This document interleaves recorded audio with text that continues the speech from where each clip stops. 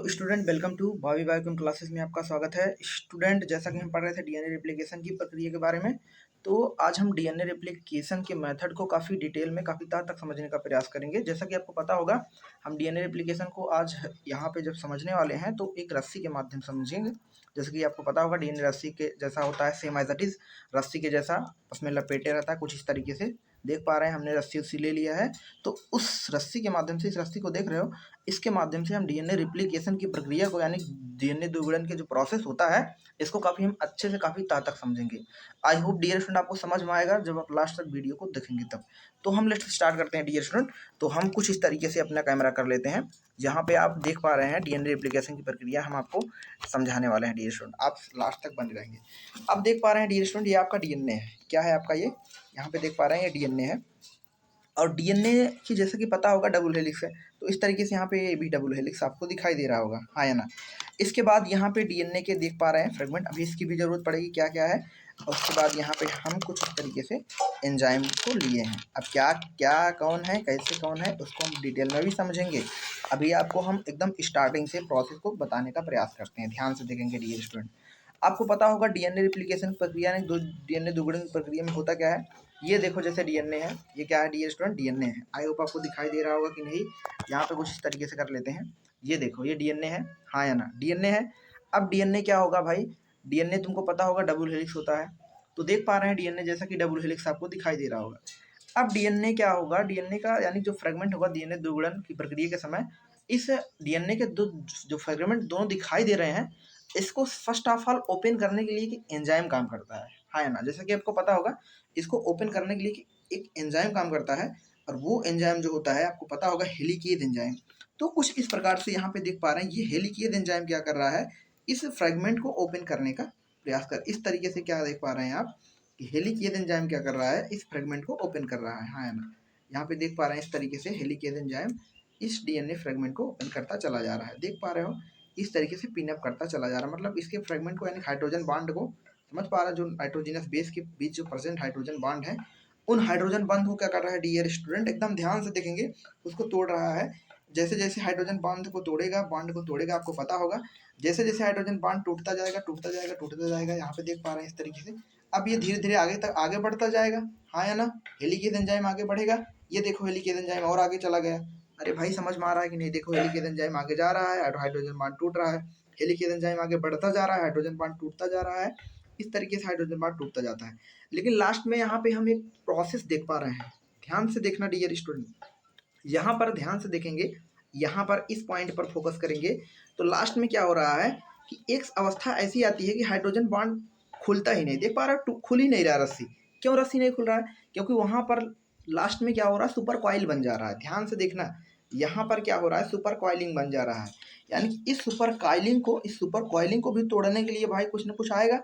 अब इस super coiling को हटाने के लिए सबसे पहले क्या आता है आपको पता होगा, टोपो आइसोमरेज एंजाइम, यानी कि जिसको हम टोपो आइसोमरेज अथवा क्या बोलते हैं, अथवा इसी को क्या नाम देते हैं डियर स्टूडेंट, अथवा इसी को क्या नाम देते हैं, गायरेज एंजाइम नाम देते हैं। नाम ध्यान से देखना, ये देखो, ये टोपो आइसोमरेज एंजाइम आया।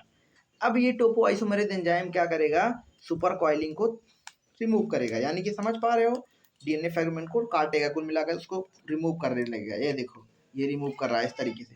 ये क्या है, हमने अलग अलग कैप का इस्तेमाल किया है। आई होप आपको दिखाई दे रहा होगा डियर स्टूडेंट, हाँ या ना? आई होप आपको दिखाई दे रहा होगा, पता नहीं देख पा रहे हो। ये क्या है आपका, ये देख पा रहे हैं, ये आपका क्या है, टोपो आइसोमरेज है।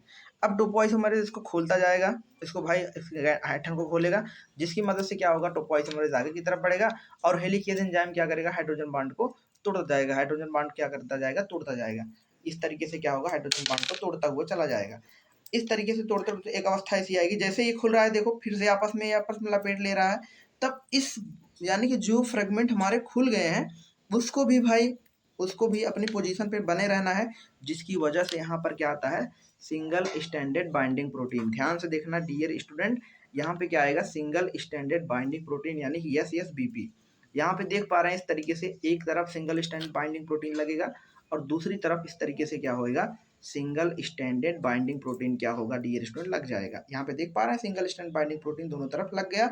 और यहाँ पर क्या होगा लास्ट में, यहाँ पर कुछ इस तरीके से लास्ट में क्या देख पा रहे हैं, टोपो आइसोमेरेज लग जा रहा है। अरे भाई हाँ या ना, समझ पा रहे हो कि नहीं? ये टोपो आइसोमेरेज और ये बीच में क्या है, हेलिकेज एंजाइम। ये बीच में क्या है, हेलिकेज एंजाइम। कुछ इस तरीके का स्ट्रक्चर फॉर्म हो रहा है, ध्यान से देखना। कुछ इस तरीके का स्ट्रक्चर क्या हुआ है, फॉर्म हुआ है।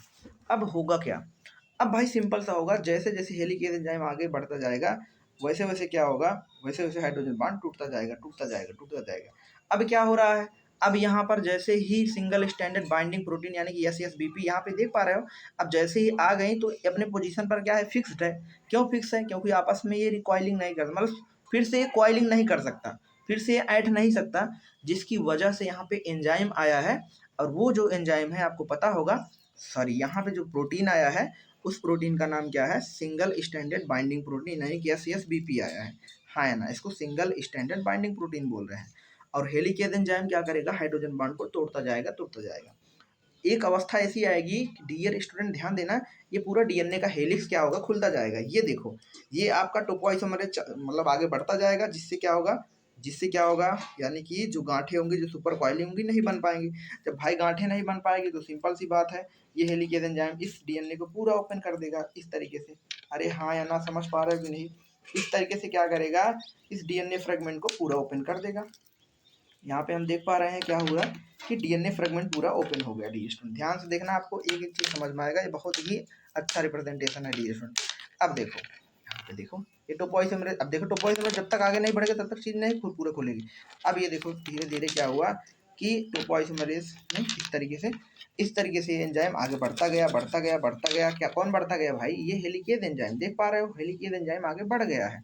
हाँ या ना, अरे भाई समझ पा रहे हो कि नहीं? ये देखो हेलिकेज एंजाइम पूरा क्या किया, इसको खोल दिया, यानी कि इसके पूरे फ्रेगमेंट को ओपन कर दिया, DNA के दोनों स्टैंड को। आपको पता होगा 5 prime to 3 prime, 3 prime to 5 prime, दोनों एंटी पैरेलल होते हैं। हाँ या ना, पक्का? अब देखो ये क्या है आपका सिंगल स्ट्रैंड बाइंडिंग प्रोटीन, और ये क्या है डियर स्टूडेंट ध्यान से देखना, ये क्या है, हेलिकेज एंजाइम। अरे भाई ये क्या है, हेलिकेज एंजाइम। और ये क्या है, टोपोआइसोमरेज एंजाइम, जिसको गायरेज एंजाइम बोल रहे हैं। समझ पा रहे हो कि नहीं? एक अवस्था ऐसी आएगी, ये DNA के पूरे स्टैंड को ओपन कर देंगे। अब DNA स्टैंड जैसे ओपन हो जाएगा फिर क्या होगा, आपको दिखाते हैं अच्छे से, जैसा कि आपको अच्छे से दिखाई दे। डियर स्टूडेंट जैसा कि आप देख पा रहे हैं, DNA का दोनों फ्रेगमेंट फुल ओपन हो गया। हाँ या ना? अब देखो DNA का फ्रेगमेंट ओपन हुआ, जिसको हम वाई फार्क बोलते हैं। ध्यान से देखना, वेरी मोस्ट इंपॉर्टेंट पॉइंट। अब जैसे DNA का दो फ्रेगमेंट है, आपको पता होगा दोनों एंटी पैरेलल होते हैं, एक तो 5 प्राइम टू 3 प्राइम, दूसरा 3 प्राइम टू 5 प्राइम। अब होगा क्या, जैसे ही DNA फ्रेगमेंट ओपन हो जाएंगे, ओपन होने के बाद क्या होगा, यहाँ पर एक एंजाइम आएगा जिसको बोलते हैं RNA पॉलीमरेज। अब यहाँ पर RNA पॉलीमरेज एंजाइम काम कैसे करता है, ध्यान से देखना। RNA पॉलीमरेज एंजाइम को हमेशा 5 प्राइम टू 3 प्राइम काम करना होता है। ध्यान से देखना, यहाँ पर प्राइम जो देखा जाए तो यहाँ पर इधर वाला जो स्टैंड है, एक 5 प्राइम है, एक 3 प्राइम है, और दूसरा स्टैंड क्या होगा, 3 प्राइम टू 5 प्राइम होगा। अरे हाँ या ना? अब देखो होता क्या है, दूसरे स्टैंड को डायरेक्शन जो मिलता है, अब इधर 5 प्राइम, सपोज दैट इस स्टैंड को सोचो, इधर 5 प्राइम है और इधर क्या है, 3 प्राइम है। अरे हाँ या ना? इधर क्या है, 5 प्राइम इस स्टैंड पर है और इधर क्या होगा, 3 प्राइम होगा। तब क्या होगा, जब इधर 3 प्राइम होगा तो ये स्टैंड कुछ इस तरीके से यहाँ पर RNA पॉलीमरेज एंजाइम काम करेगा। अरे भाई काम करेगा कि नहीं काम करेगा, यहाँ पे देख पा रहे हो RNA पॉलीमरेज एंजाइम, ये RNA पॉलीमरेज एंजाइम लगा, जिसकी वजह से RNA पॉलीमरेज एंजाइम को अपना डायरेक्शन ठीक मिला है, सही मिला है। समझ पा रहे हो कि नहीं? क्योंकि हमेशा 5 प्राइम टू 3 प्राइम काम करेगा। क्यों भाई, यहाँ पर 5 प्राइम है और यहाँ पे क्या है, यहाँ पे 3 प्राइम है, तो दूसरा स्टैंड कैसे काम करेगा, या इधर 3 प्राइम है तो उधर 5 प्राइम वाला, यानी कि इसको अपना डायरेक्शन ठीक मिला।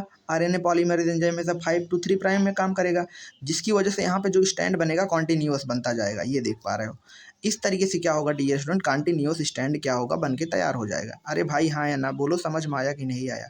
ये देखो इस तरीके से क्या होगा, एक स्टैंड बन जाएगा, सिंपल सा। ये देखो, अब जो ये स्टैंड आप देख पा रहे हैं जो बना है, ये कैसा बना है, कॉन्टिन्यूअस बना है।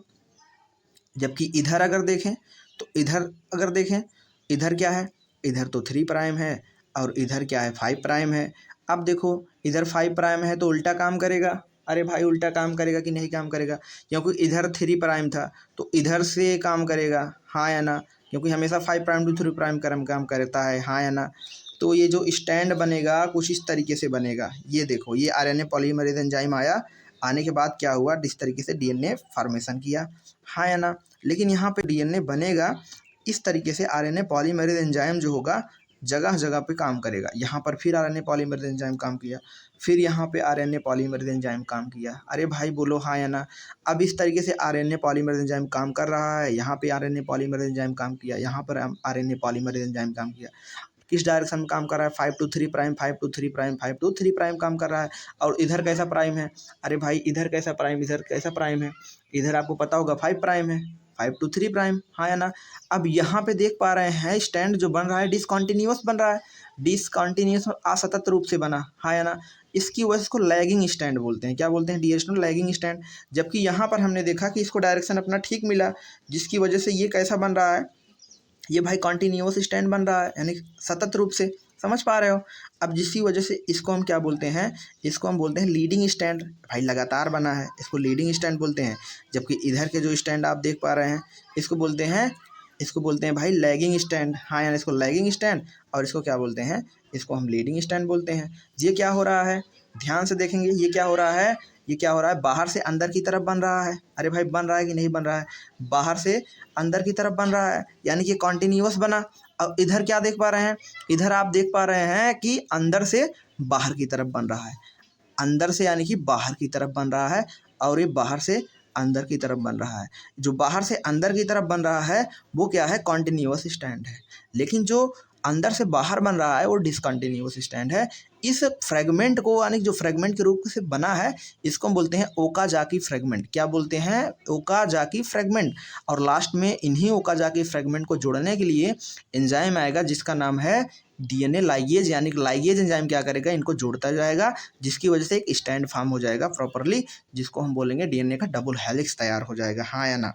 कहने का मतलब कि ये डीएनए इस तरीके से क्या हो जाएगा? लास्ट में तैयार हो जाएगा। आई होप डियर स्टूडेंट आपको डीएनए रेप्लिकेशन की प्रक्रिया बहुत अच्छे समझ में आई होंगी। हमने आपको अच्छे समझाने का प्रयास किया 3D में। Thanks for watching video.